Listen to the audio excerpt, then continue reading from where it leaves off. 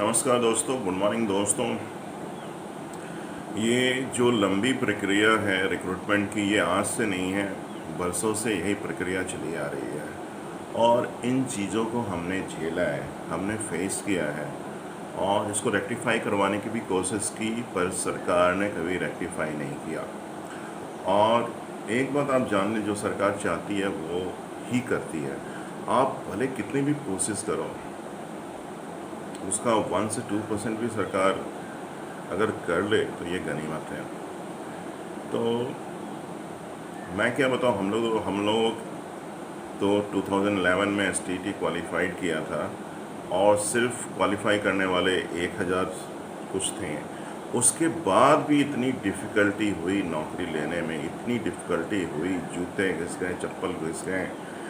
और क्योंकि हमारे टाइम में सीटें भी नील थी, कोर्ट केसेस, सचिवालय दौड़ना, तो उन 1000 में जो बहालियाँ हुई हैं, 200 या 400 की हुई हैं, वहाँ तक भी पहुँचने के लिए हमें बहुत ज़्यादा मेहनत करना पड़ा। और वो मेहनत अगर हम नहीं करते तो हमें कंप्यूटर की तो उनको परवाह ही नहीं है। कंप्यूटर के भी टीचर होते हैं, बहुत को तो यही नहीं पता है कि कंप्यूटर के भी शिक्षक पढ़ाई होती है या उसके भी शिक्षक नियुक्त किए जाते हैं।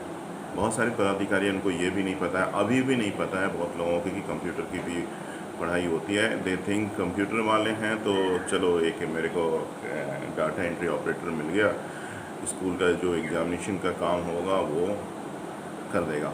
बहुत सारे टीचर इसी काम में लगे भी रहते हैं।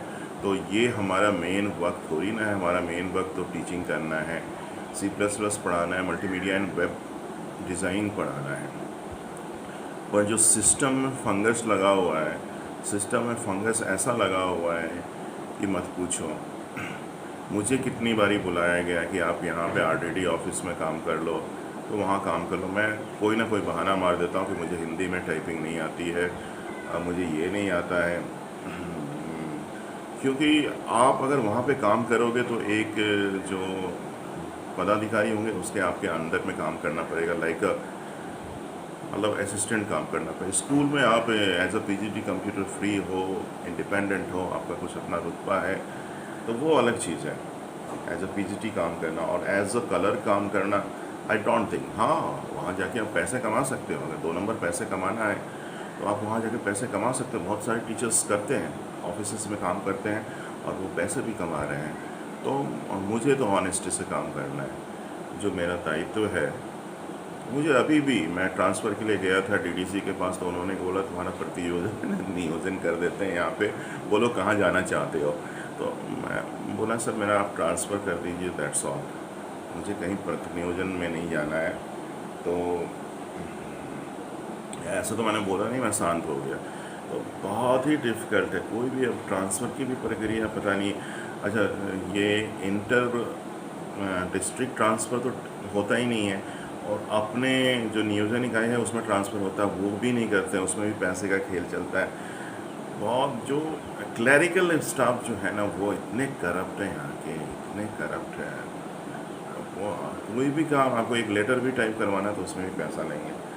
तो इस सिस्टम को झेल के जब हम यहाँ तक पहुँचे हैं, हम लोग कोई बहुत इंटेलिजेंट स्टूडेंट तो है नहीं, बहुत इंटेलिजेंट रहता तो KVS नवोदया और बहुत सारे अच्छे प्राइवेट स्कूल में भी अच्छी पेमेंट मिलती है। तो एवरेज स्टूडेंट थे। तो यहाँ जो सिस्टम है, और आज आप लोगों ने 2019 में तो दिया है, मैं पहले से ही बोल रहा था कि बहुत सारे बंदे बोल रहे हैं कि STT क्वालिफाई किया है। रिज़ल्ट भी इन्होंने 70% दे दिया। कोई भी एग्ज़ाम होता है तो उसका रिज़ल्ट 70% नहीं होता है। तो यहाँ पे जितने लोगों ने एग्ज़ाम दिया उसमें से 70% लोग क्वालिफाई किए। तो भीड़ तो बढ़ना ही है। और अगर मेरिट से ले लेते हैं तो सब कुछ क्लियर हो जाएगा, जो मेरिट में है उनका हो जाएगा। और अगर जो मेरिट नॉन मेरिट को अगर मिला लेते हैं तो 17,000 क्वालिफाई हैं, तो डिफ़िकल्ट होगा।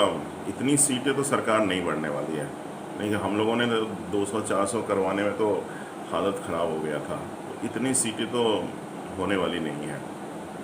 और कंप्यूटर के प्रति सरकार की तवज्जो भी उतनी नहीं है।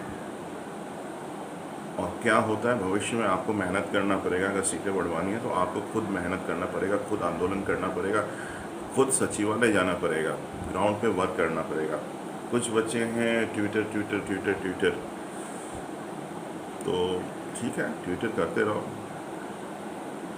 जब तक आप ग्राउंड में काम नहीं करोगे, जो भी नियुक्तियां हो रही है 94,000 की, उन्होंने ग्राउंड पे आंदोलन किया, सब कुछ किया, तो वो जाके रिफ्लेक्ट हुआ। और जो भी कंप्यूटर साइंस वाले, उनको भी ग्राउंड पे वर्क करना पड़ेगा। अगर ग्राउंड पे वो वर्क नहीं करेंगे तो मुश्किल है। उनको एक अलग यूनिट बना के उनको ग्राउंड पे वर्क करना पड़ेगा।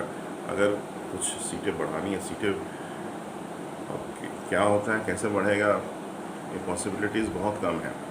इतनी सीटें हैं, बढ़ने की पॉसिबिलिटी कम ही। इसी में अगर आपने 1,1300 जो वैकेंसी दिखाई, इसमें 300 का भी कर देना नेक्स्ट 5 ईयर्स में, 300 का मैं बोल रहा हूँ, जो मैं ग्राउंड रियलिटी बोल रहा हूँ, 300 का भी हो जाए, या कितनी सीटें हैं 1,000 उनका भी हो जाए ना, तो उसमें बहुत सारी सीटें खाली भी जाएंगी मेरे ख्याल से। गर्ल्स में खाली जा सकती है, तो उतना भी हो जाए, क्योंकि इनका प्रक्रिया ना बहुत ही कॉम्प्लेक्स है। जब आप प्रक्रिया में जाओगे ना, वो पेपर में छपवा देते हैं ऑनलाइन होगा, ये होगा, वो होगा, होगा कुछ नहीं। They need this type of प्रक्रिया। उनको ये प्रक्रिया, जो गवर्नमेंट को ये प्रक्रिया सूट करता है, जितना लंबा खींचेंगे उनको सैलरी देनी नहीं पड़ेगी। सैलरी नहीं देंगे, पैसे बचेंगे तो वो बच्चों को स्कीम्स में, हाँ, बच्चों के प्रति उनकी सहानुभूति है, ये स्कीम है, पोशाक है, ये है, उसके लिए। और टीचर्स को सैलरी नहीं देना है, टीचर को सैलरी नहीं दे रहे हैं। जितना मेरे पापा को पेंशन मिलता है, उतनी मेरी सैलरी कभी रीच नहीं कर पाती है। तो ये बात है। तो इस तरह की बात है, क्योंकि रेगुलर टीचर को अभी भी करीबन 1 लाख के प्रति मिल रहा है, और जो नियोजित टीचर है स्टिल नॉट गेटिंग 50,000। तो ये सब डिफरेंस है, और वो डिफरेंस बना के ही चलेंगे। तो आप लोगों को जो भी करना है, आपको ग्राउंड पे करना पड़ेगा। अगर आप ग्राउंड पे नहीं करोगे तो इनको कोई, they don't care anything about us. ये जान लो कि ये आपके बारे में कोई केयर नहीं करते हैं, और इनको टाइम टू टाइम आपको याद दिलाना पड़ेगा, ये है, वो है, हमें इतनी सीटें चाहिए। तो आप इसमें लगोगे तभी होगा। इनको तो ये भी नहीं पता कि नोटिफिकेशन में क्या लिखा हुआ है, नियमावली में क्या लिखा हुआ है। इनको कोई ये वर्कआउट कुछ नहीं करते हैं।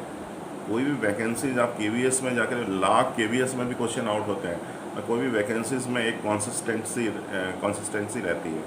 यहाँ आप देख लो, यहाँ कुछ और है, वहाँ कुछ और है। अभी प्रिंसिपल की वैकेंसी आ रही है, यहाँ कुछ और है। हमारी नियमावली में कुछ और है, यहाँ कुछ और है। मतलब जो मन में आता है, जो मन में रूल बना दिया, वो रूल हो गया। अब उसमें इतने पचड़े रहते हैं, इतनी गलतियाँ रहती है। एक भी IAS ऑफिसर, बोल दो IAS ऑफिसर है, पर मैं तो बोलता हूँ इस पोस्ट के लिए कैपेबल नहीं है। संजय कुमार अगर वही हैं शिक्षा के सचिव या सेक्रेटरी, पर उनके रहते हुए इतनी मतलब रिडेंडेंसी क्यों हो रही है, क्योंकि ये आज का नहीं बना हुआ, ये पहले से इस टाइप का सिस्टम डेवलप हो गया है विथ करप्शन।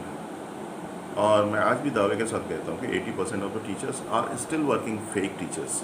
फर्जी अभी भी काम कर रहे हैं, आराम से काम कर रहे हैं, कुछ नहीं है, मैनेज कर लेते हैं सारा कुछ, यहाँ सारा चीज़ होता है। तो ये सारी चीज़ें हैं। तो आपको इंतज़ार तो अच्छा खासा करना पड़ेगा, पर अगर सीटें बढ़ानी है तो आपको ग्राउंड पे वर्क करना पड़ेगा। और अगर आप ग्राउंड पे वर्क नहीं करोगे, ग्राउंड का मतलब कि आप पटना में जाके आपको वर्क करना पड़ेगा। ग्राउंड का मतलब ये नहीं कि आप अपने डिस्ट्रिक्ट में हो, जमुई में हो, वहाँ बैठ के कुछ नहीं होगा। आपको पटना में आके वहाँ पे ग्राउंड वर्क करना पड़ेगा, जो भी करना पड़ेगा, आंदोलन करना पड़ेगा, ये करना पड़ेगा। ये तो सरकार ऐसे सुनने वाली नहीं, आप देख ही रहे हो। छठे चरण का 2019 से 21 बीतने वाला है, और पता नहीं उसको कितना लंबा खींचेंगे। बहाने सरकार के पास बहुत सारे हैं, और उनमें सिर्फ ज्वाइनिंग लेटर देना है, तब वो इतना लंबा खींच रहे हैं। तो ये सारी चीज़ें हैं। तो you have to work hard for getting this job, और इस जॉब को पाने के लिए ग्राउंड पे आपको काम करना पड़ेगा। थैंक यू दोस्तों।